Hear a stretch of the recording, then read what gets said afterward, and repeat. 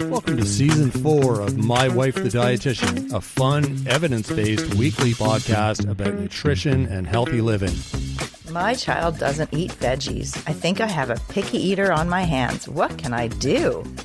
These are some questions we discuss with Sarah Garone, nutritionist and writer from A Love Letter to Food. Stay tuned.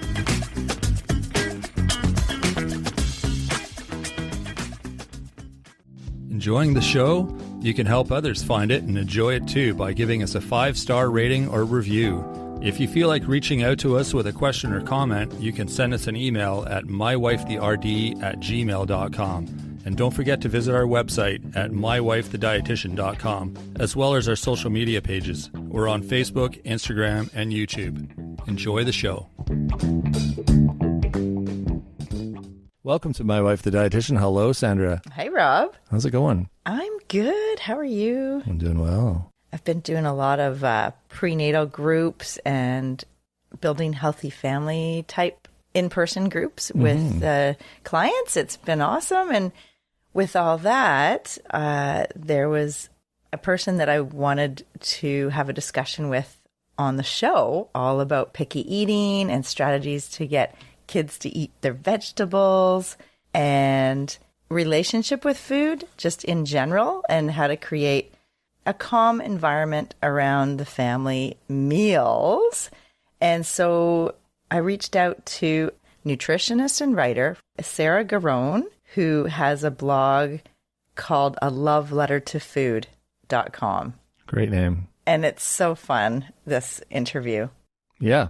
We get lots of new and exciting tips from Sarah. She's got a bunch of great ideas. She's got an amazing website too that Sandra just mentioned. Check that out. There's some delicious recipes on there. She's a blogger about food and nutrition and all sorts of things like that, as well as other things. But I mean, that's kind of her main gig at the moment. So she's a wealth of information on all sorts of different things, including picky eaters. So she's bringing to the table some great ideas for us to share with you guys today.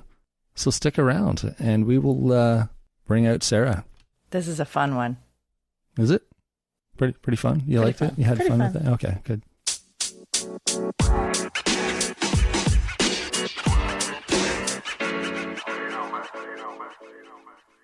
We're here today with Sarah Garone, and I would love to talk to you today about, well, we have so many items to discuss. And could you tell our listeners who you are and what you do in your work? Absolutely. And thanks so much for having me. It's going to be so exciting to talk about this today. So my credentials are NDTR, which is Nutrition and Dietetics Technician Registered. I like to call it like a junior registered dietitian. And then I also have my licensure as a certified nutrition coach. So I am a mom of 3. I live in Mesa, Arizona. And what I primarily do for my work is I write for health and wellness publications. So a variety of nutrition and health topics for a variety of mostly online publications. Well, and that's where it's so cool. That's where I found you, because I love the name of your website, A Love Letter to Food.com. I just think that is such a great perspective that, like, love your food. It's quality of life. And, there's so much hate on food these days about like losing weight and I got to stop eating. And I have this addiction to food. And I just love your perspective. Thank you. And the fact that you write, it's a love letter to and about food. Yeah, exactly. As we were discussing earlier, it worked out beautifully that was the start of my career. Was I started as a blogger and then parlayed that into my career as an actual journalist. And it's sort of remained a constant as far as who I am and where I'm coming from and the message I want to spread in the world, loving food. Oh, absolutely. That's perfect.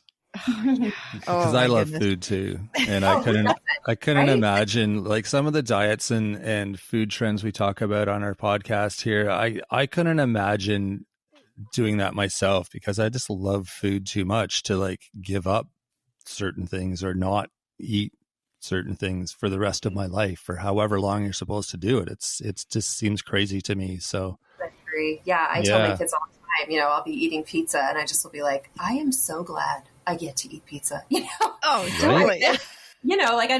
Fortunately I don't have any allergies or, health conditions that would prevent me from eating any food. So I just feel so privileged because of that, because I think it's one of really life's most universal pleasures. And anytime I meet somebody, which is just rare, but when I do meet someone who says, yeah, I just don't really love eating, I'm kind of like, are you sure? Like, really? I know, right? Are you human? Are you human? Yeah. Like we're all pretty much designed, engineered to crave and love eating. So yeah, that's what I'm about. Perfect. Oh yeah. And that's the part too, is like, well, I do some groups with prenatal and like raising healthy families, creating healthy family kind of groups about, moms with kids and moms and dads, like parenting and just like picky eating and all that. And, I see a lot of times if parents are restrictive or, going on some diet trend or whatever, then it kind of, there's ripple effects with how the child views food. And I think part of the goal as parents is being role models and also, having food as part of our quality of life, part of, just how we celebrate and how we socialize and family meals. And that's why I wanted to get you on, because there were some articles that you wrote, and I have my first question is, what are some of the strategies that you use to help kids eat vegetables? Because that's something that comes up a lot with parents. My kids don't eat vegetables. Exactly. Yeah. And I really think it's something, you could have the best, least picky eater in the world, and you're still going to encounter at some point, because again, everybody has our preferences. So there are always going to be things that kids resist, no matter who your kid is. So for myself, I mean, my kids are a little older now, so some of these strategies are really baked into our lifestyle by this point and are sort of even in the rearview mirror for us. But especially when they were younger, and how I counsel other people, truly there are so many options. And that's one of the great things, is that, if one strategy doesn't work the first time, or even, the third time, you can always move on to something else. So, when it comes to vegetables, as you were saying, I think really even step one is to assess as a parent, what's my relationship with food, and especially in this case, vegetables, and how am I modeling at home this enjoyment of them? Do I treat it as a chore? And does my child see that I treat it as a chore for myself to, okay, I got to shovel in this broccoli, before I can have my pizza or my ice cream or whatever it is. Mm-hmm. So I think that's one healthy step, just as people are kind of big picture thinking about this, is where do I stand, and kind of what's my purpose and my goal for helping my own child develop a love, or at least a toleration of vegetables. And then sort of associated with that would be, how are mealtimes feeling for us as a family, as parent and child? Are we stressed? Because I think sometimes if we get home from work and, soccer practice, and we're throwing together some kind of a meal, and really the vibe around that is tension and stress, I think that can also be a detractor for any of us to eat a healthy meal.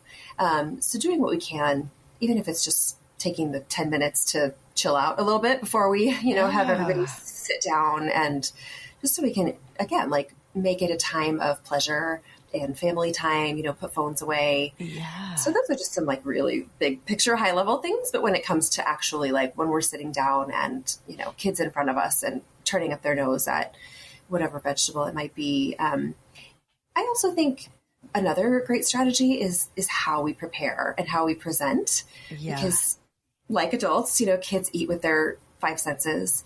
And I'm sure we all remember, probably, especially those of us that grew up in the, 80s or before or after that era, like there were lots of vegetables that just were sort of universally hated because people didn't know. I think like my parents' generation anyway, in the Midwest, it was kind of like, all right, well, we're going to serve this thing boiled, and that's the only way we know how to cook it. That's why Rob hates Brussels sprouts. Brussels sprouts are the classic, right? Yeah. The classic. And I tell you what, I don't even know if I ever ate Brussels sprouts growing up, but now that I'm in, the age I am, I actually absolutely love Brussels sprouts the right way. Mm-hmm. Yes. And for me, the right way is roasting. And, roasting is a great cooking method for bringing out that inherent sweetness that actually lies within a lot of vegetables that our taste buds are not going to pick up when they're just, like I said, boiled or raw. yeah, so experimenting with different cooking methods. Beyond roasting, you could do pan sauteing. Sometimes that also kind of, that caramelization is more appealing to our taste buds. So really just beginning to think outside the box, or even think outside what we grew up with, because we've come a long way, and we have so many resources, especially, compared to our parents' generation, for preparing and presenting vegetables in an appealing way, both for ourselves and for our kids. And I love that. Yeah. And actually, I want to just go back to your step number 2 about creating, just, coming to the table kind of not stressed, because I love that, because it's so true. Actually, I have a little, on my desk, when I'm talking to clients, I talk, especially parents.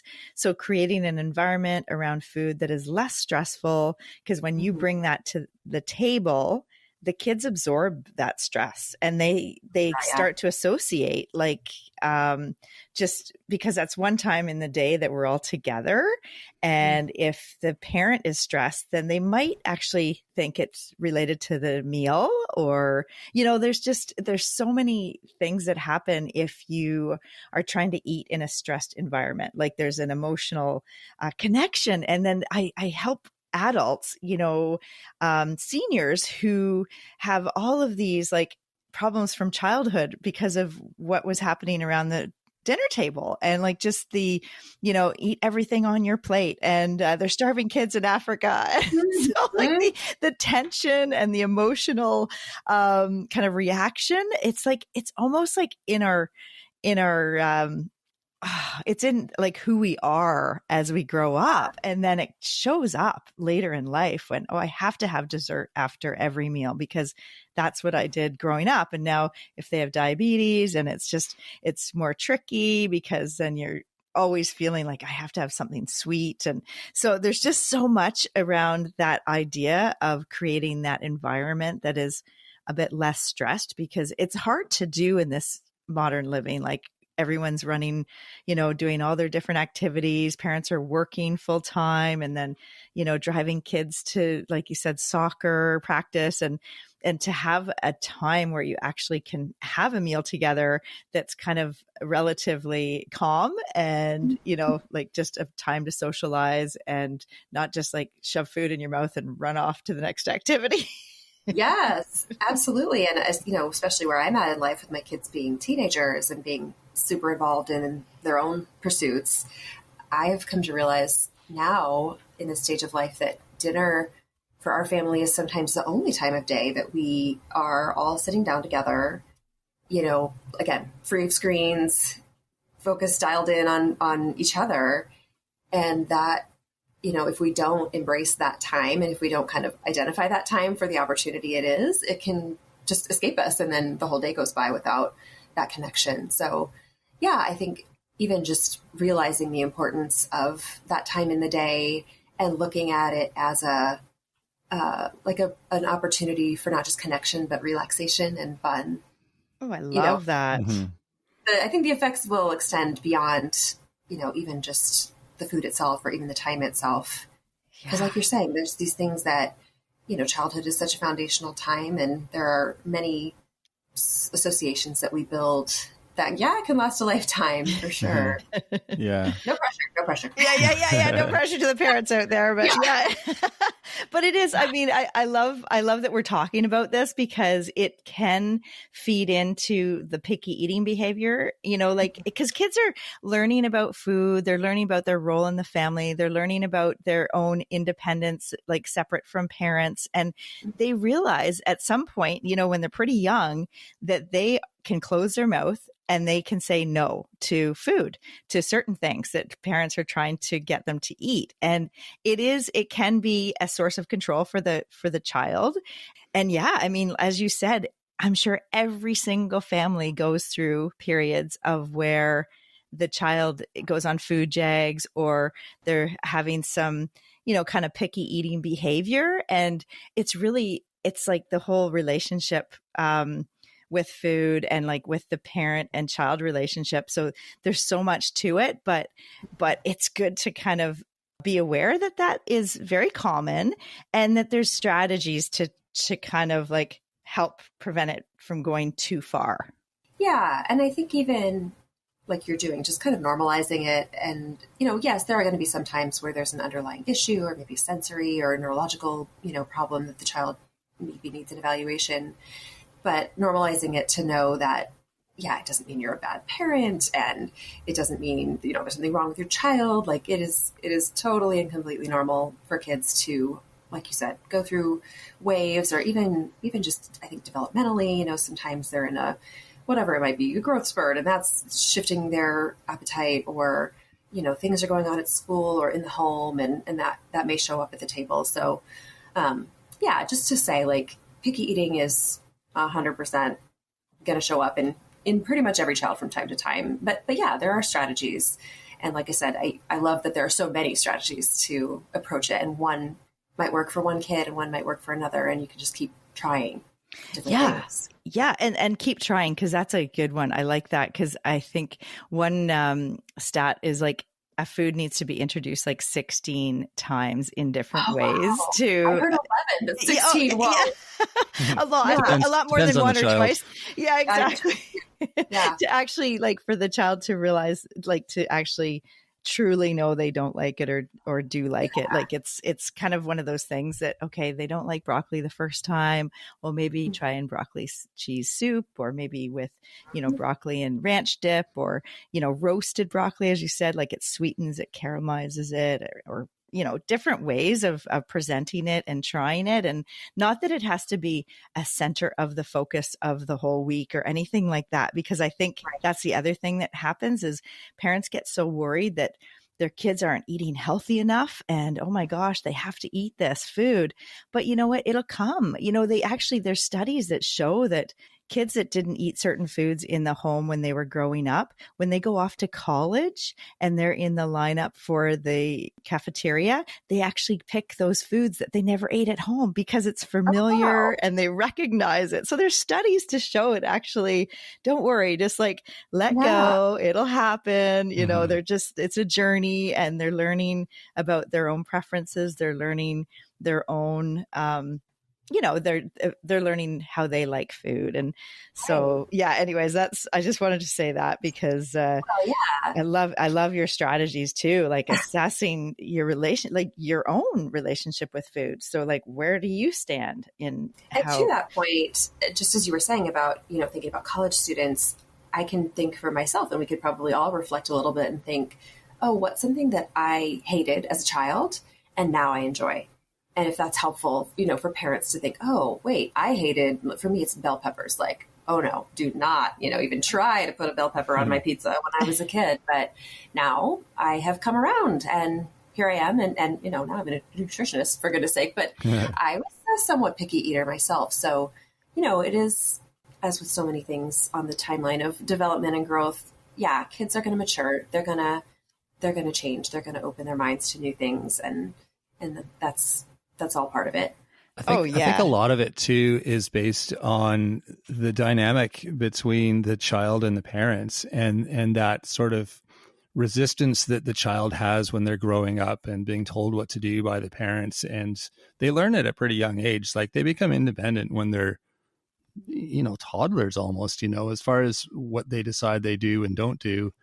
And that shows with their food choices, I think, as well. And you were saying with your strategy about sort of how we talk about food and how we talk about vegetables, and there's so much onus on eating your veggies. Like really with slogans, it's everywhere. You got to eat your veggies. You got to eat your veggies, and they're so good for you, and they're going to make you big and strong, and all of this, right? That kids are like, whoa, they really this is really important to them. Maybe that's something I can hold above them and resist a little bit. And, it is really important, like you said, how we talk about it and making a big fuss about it. Like you said, you don't get your pizza or your ice cream until you eat your veggies. That's going to have the opposite effect in most cases. Yeah. And I think like, just as far as another tip to that point about autonomy and control that we all have seen our own toddlers exerting, that's another strategy would be just offering choice. And, that makes more work for us as parents sometimes, but let's say, it's dinner time and maybe we're not going to cook 3 different vegetables, but maybe we can present and say, okay, here's what we have in the fridge. What do you prefer tonight? Do you want carrots? Do you want zucchini, or do you want broccoli? And giving kids, even from a young age, the ability to feel that sense of control and, be a part of the decision making. I think that's just another really smart option for when you're dealing with the pickiness.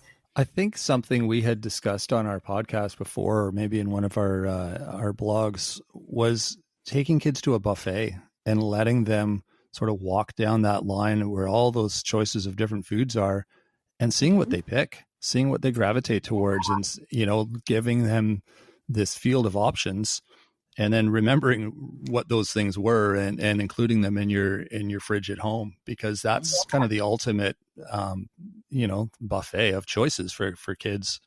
Literally. Yeah. I love that. And I mean, who doesn't like a buffet? Like, it's just fun, Totally fun family experience. Totally. Yeah. Or a salad bar, I guess, is another kind of buffet. Same idea, right? Yeah. No, that just reminded me of another tip I was going to mention, which was, even from a young age, like if kids are resisting whatever vegetables on their plate, I think even just asking them, like, what don't you like about it? Or what might make you like it? What about some ketchup? What about a sprinkle of cheese? What if I heat it up?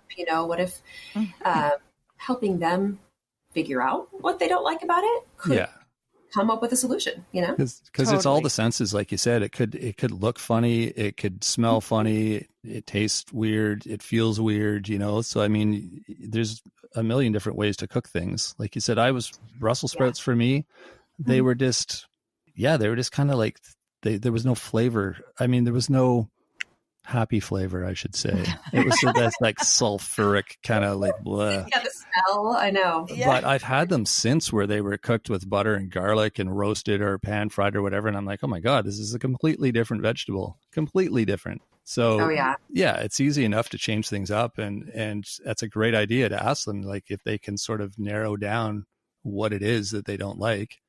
And it helps them identify those things for themselves too, like realizing that there is one specific thing and it's not the whole vegetable they don't like. It's just one particular aspect of it. Totally. And it also just, I think when you can sit down and have that conversation with your child, I think it helps them see you as their ally in this process, because that's what we were saying earlier. Like, you really don't want to get locked in a battle of the wills, and you want your kids to feel like, I'm on your side, like this. I'm not just trying to punish you by I love that.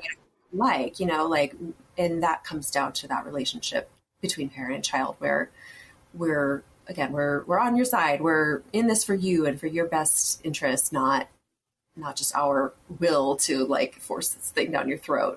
Yeah, it can be a fun thing to do with your children too. Just even with a bowl of ice cream, it's like, what do you like about it? What specifically do you like? And it helps with that relationship with food that they have, and understanding that things can be sweet, or they can be slimy, or they can be crunchy, or whatever it is, that they like or don't like. And I think it's a useful bit of information for them to have. And Rob, I love that you said that, because it's also, instead of having food on different pedestals, or like this is a good food and a bad food, it's kind of showing that all food fits, and it's about balance, and it's about, trying, all these foods, because when you go out in the world and you go to birthday parties with friends, and, you're going to be exposed to different foods that aren't really maybe present in your house. And it's really important for kids to have that, wide variety of options and diversity, and allowing them to know what they like and what they don't like.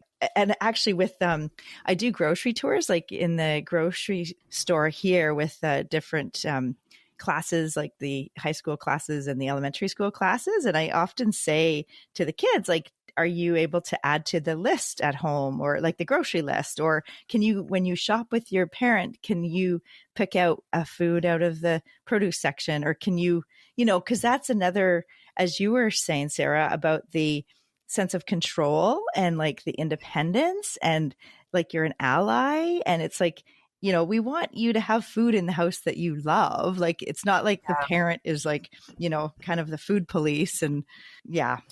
Yeah. And even I think too, like taking that a step further, I mean, yes, absolutely, invite your kids to the grocery store with you and talk through things as you're buying them. But then even for older kids, or even from a young age, to involve them in cooking at home as much as possible. Mm-hmm. I was actually, ahead of our talk today, I was doing a little research, and there is research that shows for people of all ages that when we are an active participant in the preparation of our food, we're more likely to enjoy it and eat it. So, as time and skills allow, to bring your kids alongside you in the kitchen, and let them be a part of the actual meal making too. Go a long way. Something I'll add to that, Sarah, is when our kids were young, we got them to pack their own lunches for school. And by young, I mean like elementaries, like young elementary school, grade 2, grade 3 kind of thing. And we had a little bar fridge, and they helped us decide what they wanted. And that was all their food in that fridge for their lunches. And every morning they would come up, they'd open the little fridge, and they'd grab their yogurt and their celery sticks or whatever they were packing in their lunch, and they'd make a sandwich, and it worked great because they packed it, so they ate it. There wasn't stuff in there that they're like, "Ew, I don't want this." Do you know what I mean? Like when the parents pack the lunch bag, it's half the time it comes home because they don't want what's in there. And so it taught them independence. They ended up eating food that they liked. And like I said, they ate the food. So it was kind of a win-win. Yeah. Yeah. I got my daughter a mini fridge for her room. Her bedroom is kind of like a little drink fridge, and she gets to keep some snacks in there. She's 14. So it's just right for that same kind of thing. Like she can, I love it. That's perfect. Yeah, exactly. As they get older, it's kind of like having not a barrier, but like a little fence around them to keep them safe and healthy. And as they get older and develop and learn from life, then you kind of expand that boundary so that they're making more decisions, having more, like natural consequences, like, whatever it is, like if they do kind of have a mistake or don't like something, or it's on themselves, and it's a way for them to learn, right? It's just life skills. I think that's awesome. I love that idea. The little mini fridge in her fridge. I know, it's really fun. And I'll just share a little anecdote about that. My oldest son is 18, and a couple of weeks ago we helped somebody move, and it was somebody who was not in a position to compensate my son for that. But afterward I said, let me take you to Starbucks and I'll get you whatever you want. And he got a sweet drink, and, that was great. And then the next day he had another opportunity to go maybe to Starbucks or some other coffee shop or sweet drink place. And he said, no, I don't think I want that, because I had that really sweet drink last night and that was enough. And I just felt really validated, as a parent, by that, to be like, wow, awesome. Like it worked, like all this stuff we've been working on for 18 years. So it's just nice to see, after time goes by and you go, oh, all that work and, effort that we poured into helping the kids monitor their own, desires and feelings and their own intake of food. You will see those glimmers eventually where you're like, yeah, exactly. And how it makes them feel after. And like, maybe it's like, there's an association like, oh, it was tasty at the time, but it didn't feel great after, or whatever. Or, I feel like I've had it, so I'm good. I'll have something different. Or that's awesome. Right. Yeah. So like, I think it's nice to see, whether it's vegetables or sweets, like that we can tune into our bodies, like you said, and how did that make me feel? And maybe, especially with the vegetables, kids will realize like, oh, I actually do feel pretty good after I eat this vegetable. And maybe the next day I want to try it again. Yeah, exactly. Yeah. Oh, absolutely. And I think there's so much more variety out there now too, especially with the internet and social media and all the people posting different recipes and ideas, and you can see them, or it's a video, which I love because I'm a visual learner. And so it's not like reading a recipe book, where you have to kind of figure it out. You can sort of see everything and it's like, ooh, that looks good. Let me throw that together. And I think that's super helpful compared to, like you said, when we grew up and it was just the same old, frozen peas and mushy vegetables, and it wasn't very appealing. So yeah, I think, and actually, like, I think that's a great idea, the video thing, because this generation that's coming up now is so engaged with video content. So certainly, like, the more you can kind of get those images in front of their eyes of like, ooh, like, yeah, that looks really good, or exactly. I see people in the video enjoying it. Maybe we should try that recipe, as we're meal planning. Yeah, I love that. You think of going to a restaurant. Like, I hate restaurants that don't have pictures of the food. Or I know it's impossible to have all the pictures, but let me say I love restaurants that do have the pictures, because you're like, oh, that looks good. I want that. What is that thing there? That looks amazing. So, it definitely works. It definitely makes it more appealing if you can see sort of the finished products. Yeah. And I think, again, like, bringing that to kids on their level, like, there's such a digital generation right now where actually over the summer I taught an in-home cooking class for teenagers. Oh, fun. And it was super fun. And we made homemade gnocchi, and it's quite a process. So we watched a video, and I think that was really engaging for them, and like all of us, like, it's helpful to see how something's made.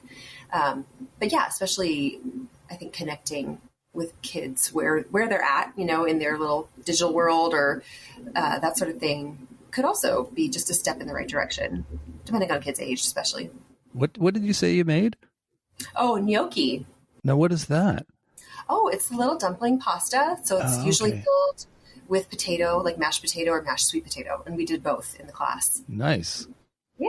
I have to say sweet potato was the definite favorite. Oh, that's fun. That sounds great. Oh, yes. I saw your post about that. I love the whole idea of the cooking class and getting kids to, like, because I think part of it is sometimes when parents are so busy, then they're not modeling the cooking at all, or you know what I mean? So it's kind of nice for kids to learn just some basic skills in the kitchen, because then they say that, research shows that people that do home cooking are more likely to be healthier in the long run, because they are, in control of the ingredients and, not having as many, of the deep fried, fatty, greasy, fast food kind of foods. Yeah. And I think it is kind of not a forgotten skill, but just a skill that doesn't always get taught, like, especially in school. We don't have these skills-based classes all the time. So for me, it was really a pleasure to help kids just kind of get some basics of, how do you start roux for a soup, or how do you chop a carrot? Like, these basic things. Because I can remember I really was not taught. And even I got married when I was 21, fresh out of college, and I had no idea how to cook. So I just, realized, like, I could help set kids up for more success starting younger. Yeah, that's perfect. Yeah, I think that's really good. Yeah. One thing I was wondering, because sometimes parents say, oh, well, I'm just trying to get more veggies in, and they don't like vegetables, so I just hide it into the food, like into the sauce, and so they're getting their veggies. Is that okay? But what do you think? I mean, maybe that works sometimes, but I think it's still, What would you think? There could be a time and a place for that. If you're dealing with, like, super hardcore, like I said, like maybe sensory issues or something like that. Personally, that's never been my favorite either, for a few reasons. I think nobody likes to feel, like, bamboozled. Yes. And that includes kids, like if they find out, oh, those muffins that mom keeps making for me, like, she's really pulling one over on me by putting, pureed cauliflower into them. Again, I think that comes down to the relationship you have with your kid and making them feel like, hey, we're on the same team here. Like, I'm not trying to fool you. I'm trying to help you. So that's one issue. And then truly, like, even though maybe in the short term it's going to get the nutrients into the bodies, it's not teaching kids what we want to teach, which is to actually enjoy the vegetable itself versus, oh, this is just this evil thing that has to get cloaked in something else. Right. So I tend to advise against that in most situations. And instead, I think there are other ways that are, like, similar but different. So, maybe mixing instead of hiding.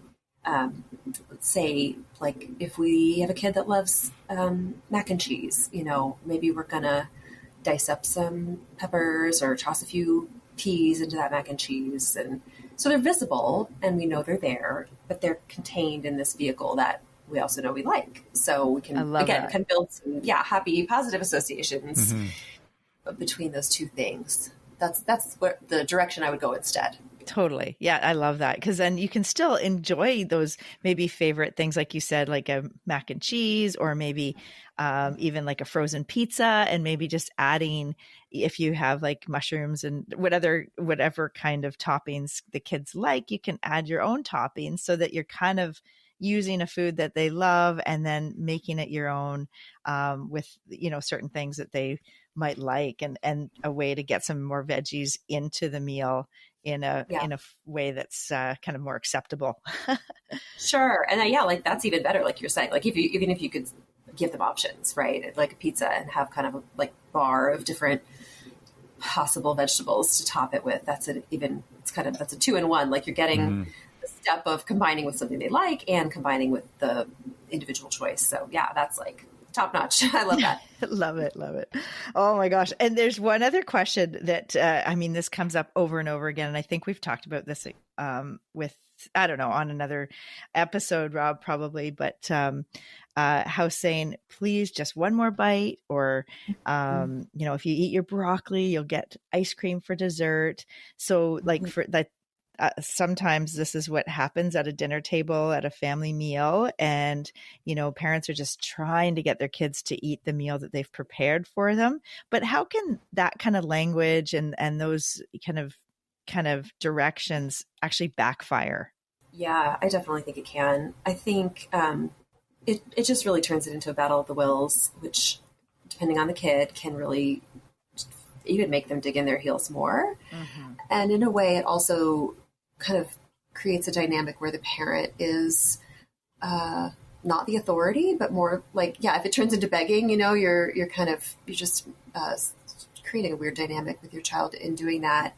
And then too, like we were saying earlier, these experiences we have as kids that can kind of get ingrained in us, and then, if not corrected, last many years, if not, a lifetime, to where then as adults, if we've had that experience as a child, then we might continue to keep that mentality of, good food, bad food. And I have to eat this before I can reward myself with this. And oh, totally. I just want to get away from that sense of, and of course, like, yes, food is a reward. It's natural. Like, we use it for pleasure, but removing the black and white a little bit more to see foods not as punishment and reward. Yes. And like I said, kind of, we want to keep that just friendly and easygoing feel at the table versus the battle of the wills. I love that, because I work with couples, like I work with with counseling,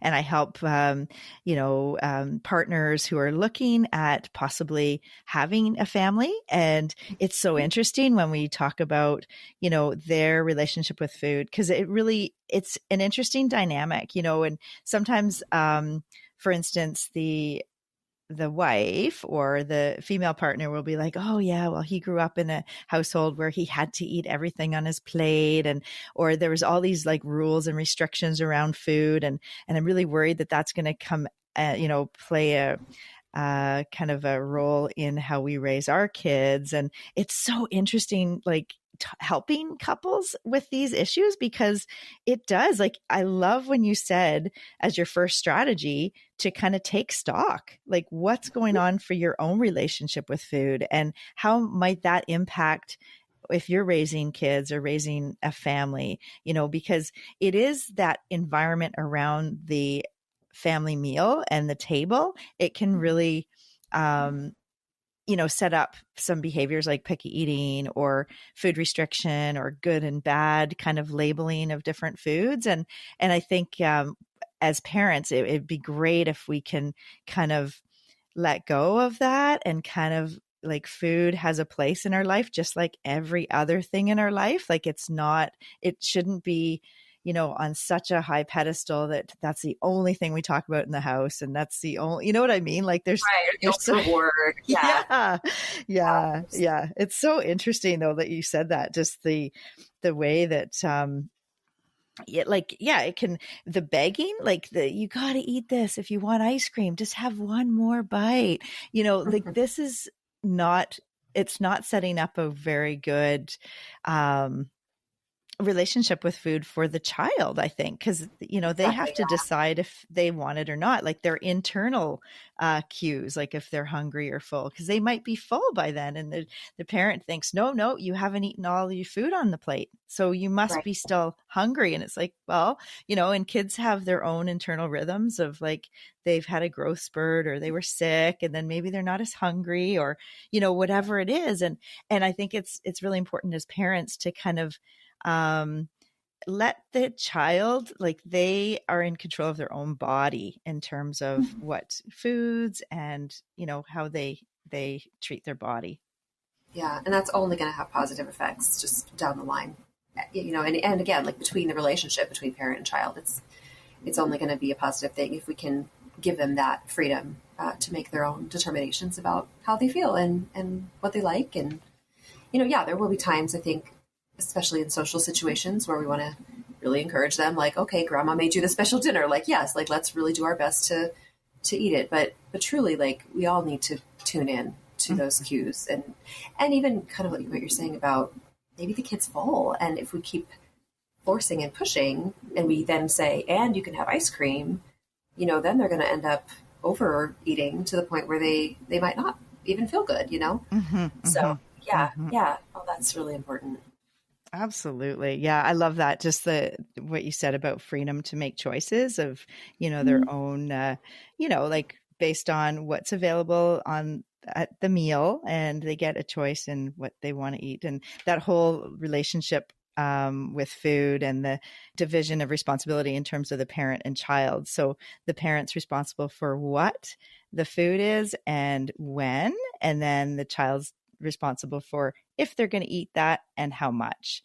And so that there's no like begging or, cajoling or one more bite or, you have to eat this much or any of that, because the division of labor, it's basically sets it out that this is a food we're eating. You decide if you're going to eat it and how much. And if you're not, don't worry, there's another meal like in 3 hours or whatever. Right? I think parents get so worried that they didn't eat it. Oh my God, they're going to starve to death. So, no, they won't. Yeah. I used to tell my kids too, like, it's okay to be hungry too sometimes, like even, if they would go to bed and it was like, 5 minutes before bed, they want a big snack. And I'm like, okay, I get that. Like, but it's also okay to be hungry sometimes. And perhaps, if a child is resisting the vegetable, maybe they will get hungry enough, and maybe you could save the leftovers and they're still there if they decide later that they are up for trying it. That's right. It's another possibility. Absolutely. Oh, this is awesome. We really appreciate all of the great strategies and just the love letter to food. I love that. Me too.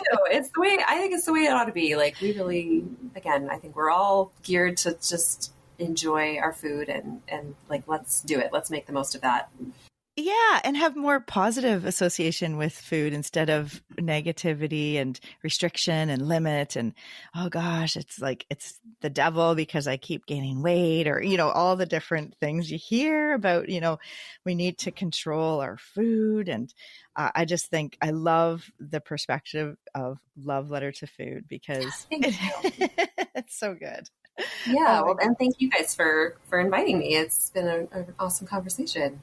We do have one more really, really important question for you, Sarah. Right. It's kind of like the ultimate question. Oh, okay. We ask everyone.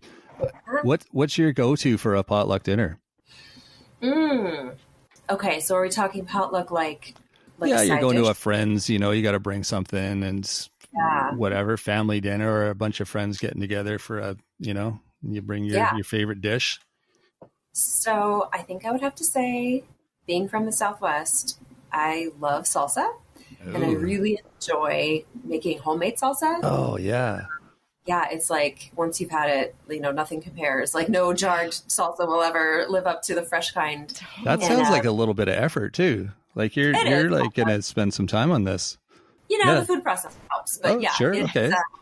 And I like that it's like really allergen free for most people. So like almost everybody can eat it, if you serve it with like the right kind of chips. So that's probably a top favorite for me. Tell me how you do that. Because it's been like on my bucket list forever to like grow a salsa garden, like everything you need for salsa, and then make my own salsa, but it hasn't happened yet.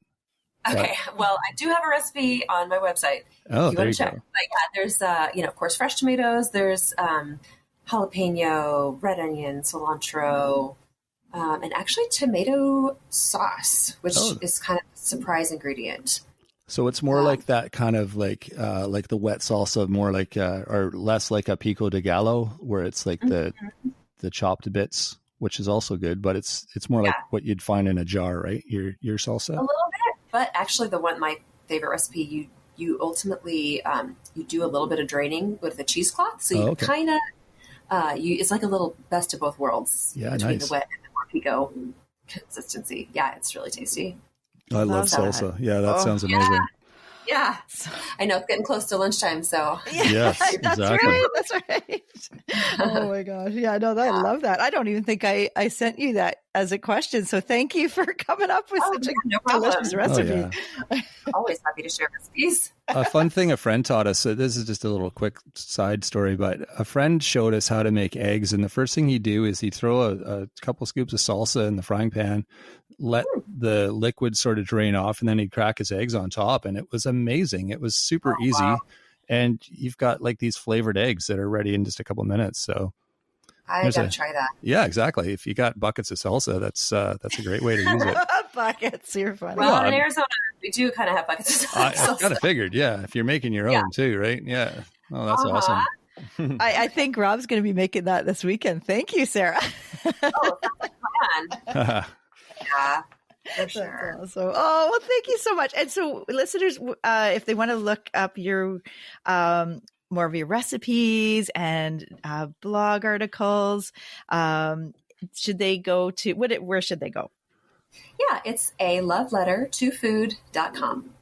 Perfect. Perfect. Yeah. Lots of stuff there. Awesome. Well, thank you so much. And we'll link that and we'll find your recipe for the salsa and we'll put that in the show notes also. And this has been so good. And I think there's going to be a lot of parents, maybe even grandparents out there that will benefit from some of these ideas about strategies for the dinner table and just the picky eating and, ways to kind of get the kids to enjoy food and, love it. I sure hope so. Yeah, that's the goal. Yeah. Totally. Oh, that's right on. Awesome. Well, thanks so much for joining us, Sarah. We really appreciate everything you shared with us today. You guys really appreciate being on. We'll talk again soon.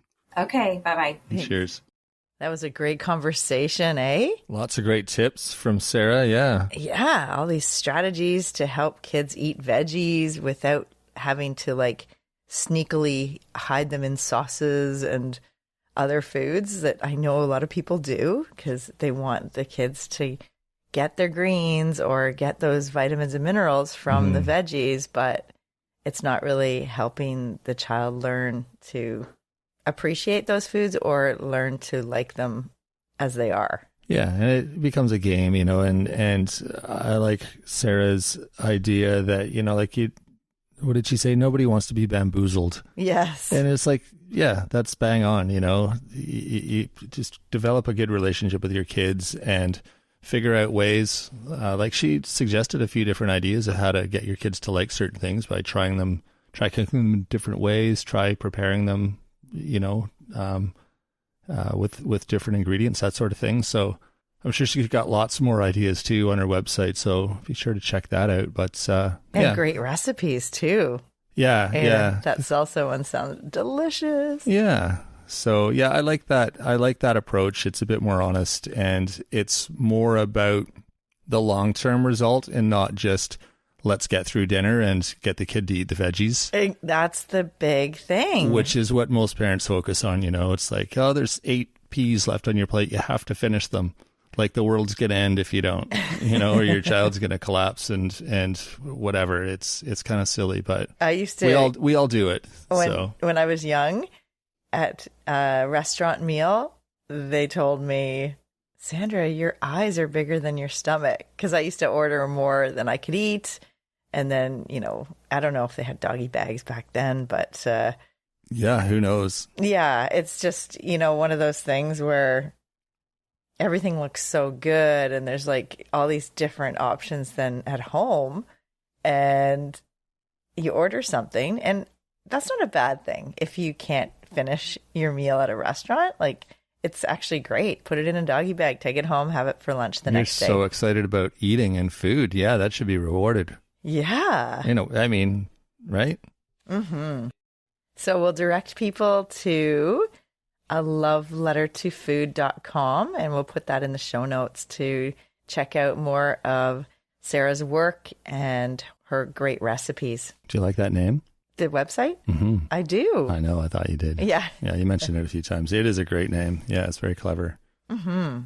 Awesome. Well, thanks again to Sarah for joining us today. If you want to know more about us, check out our website. It's mywifethedietitian.com. We've got a weekly newsletter on there you can sign up for. We've got a great blog on there you can check out. Lots of things to explore. If you have questions for us, we'd love to answer them. We usually will turn it into an episode even, so fire away. We're open to whatever is on your mind. You can email us those questions at mywifetherd@gmail.com. You can also find us on Facebook, Instagram, and YouTube. Feel free to reach out to us there as well. And if you like the show, let us know. Love hearing your comments, your reviews, your feedback, anything you have to say, ideas, that sort of thing. Let us know. And share with a friend. That helps us. And I'm sure your friend would be eager to listen to something new and exciting, especially if it's healthy. And that is it. For this episode, we'll be back on Wednesday with Nutrition Nuggets. So until then, have a fantastic week. Thanks for joining us today on My Wife the Dietitian. If you like what you heard, don't be shy. Leave us a comment or review, and be sure to share our podcast with your friends. If you'd like to hear more, hit that subscribe button. You can also follow us on our social media pages for updates, episode trailers, and other odds and ends. For more info and links on what we discussed on today's episode, check the show notes. We'll be back next week with another informative and fun-filled episode.